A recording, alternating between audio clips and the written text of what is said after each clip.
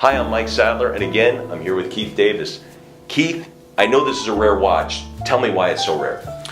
Well, Mike, this watch is what I like to call the 1%. It represents probably the hardest thing to find in watch collecting today, and that goes down to originality. This watch is as it was when it was purchased new, which 99% of the watches that are out there, they were acquired by the owner.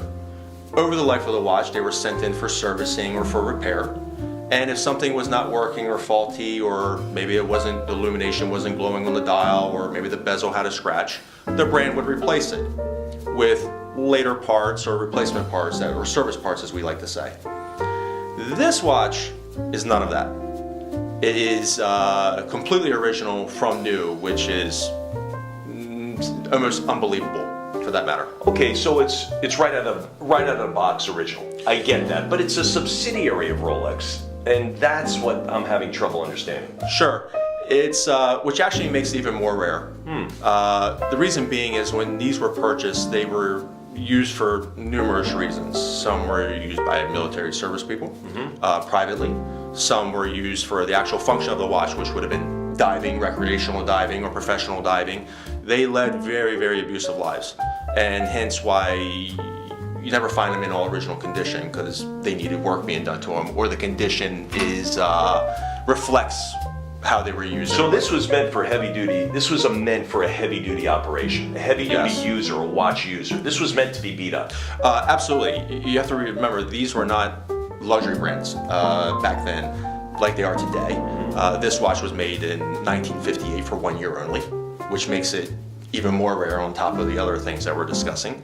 And it was a tool. That's essentially what it was. And to find one such as this is quite extraordinary.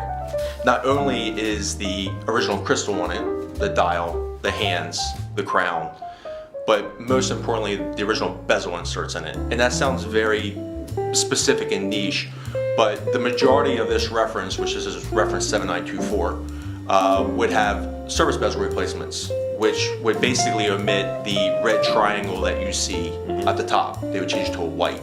And I would say 80% of these, probably even more, probably 90% of this reference that you do find have that replacement. The fact that that is still intact and that the luminous pearl is still in it without it falling out or missing is unbelievable. So I'm opening a box in 1958 or 2018, same exact watch. Same exact watch. It will. This one obviously does show use of daily wear, which is what we want to see. We don't want to see it brand new, because that would reflect refinishing, which for the vintage watch market, specifically in Rolex, is a no-no. I see.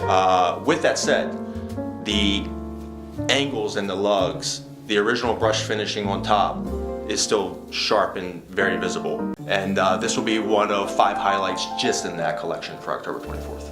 So great highlights, great watches. Come and see Keith, and come and see this watch in our New York office, October 24th. Good luck. Thank you.